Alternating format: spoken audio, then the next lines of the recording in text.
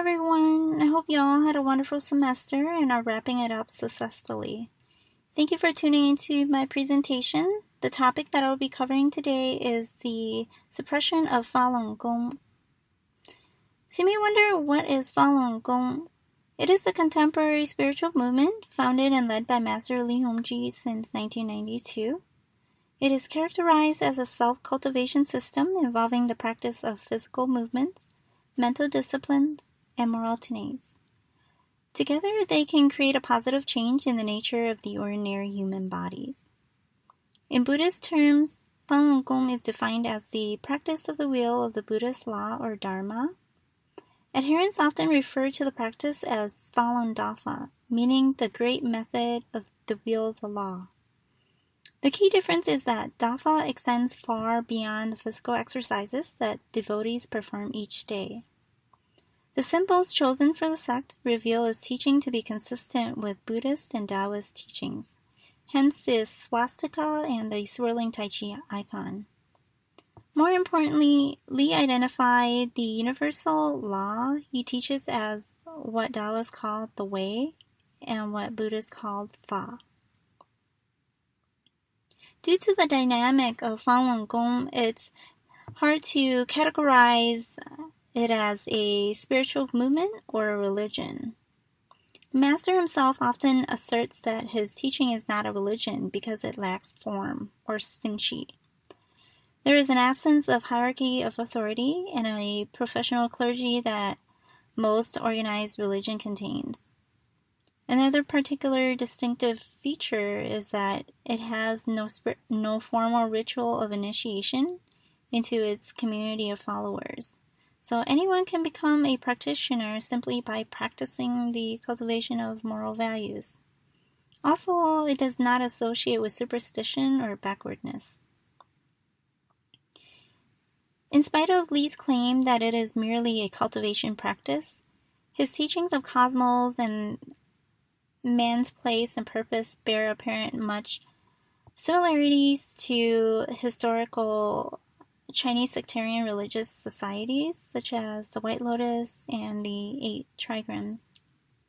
His disavowals of a belief in a main deity of those societies contradict the image that he wished to convey to his followers. Other characteristics that links Falun Gong to religion is the ultimate goal, or the end point of following a strict moral code. The concept of consummation that the master conveys is basically the same as Buddhist nirvana. Central to the cosmology of the movement is the belief that everything and everybody in the universe is interconnected, which is called the Great Ultimate. It is represented as a circle containing both yin and yang, which allows the practitioner to draw in qi. And qi is a cosmic substance or energy, and sometimes it's a little difficult to explain the true nature of qi. This notion is a manifestation of the Dharma wheel, which Li claimed to have placed in the lower abdomen of his new followers. His teachings on moral attitude can be cultivated through 3 core values of truthfulness, benevolence, and forbearance in order to attain the way.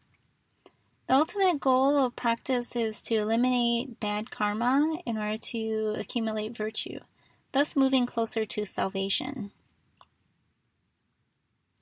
So there are many attractive attributes to Falun Gong, which explains why there are so many followers worldwide.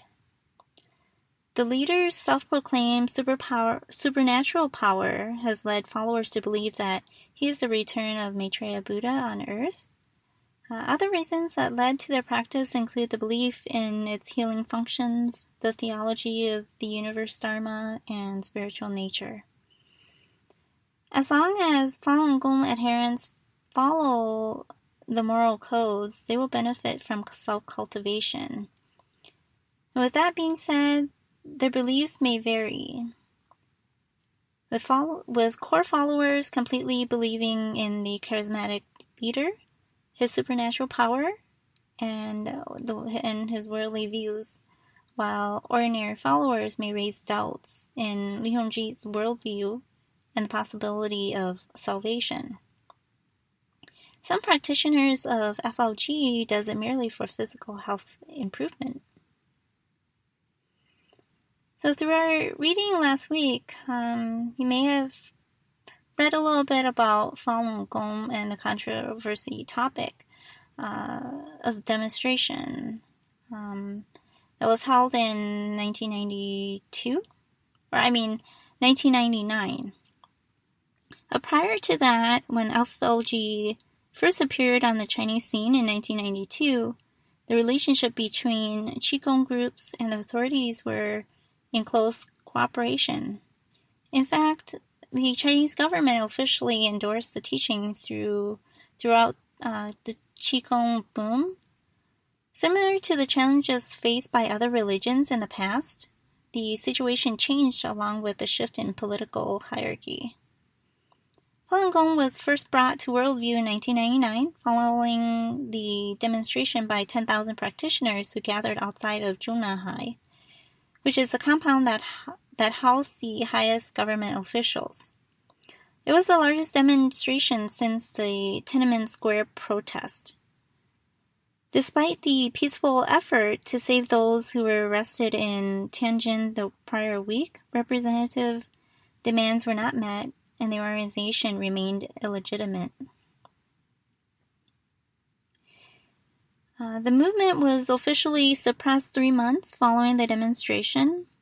It was characterized by authorities as an evil cult, which is similar to the perception of the Taiping movement and other millenarian sects as well as other religions in the past. The ban resulted in thousands of practitioners sent to re-education through labor camps and even capital punishment.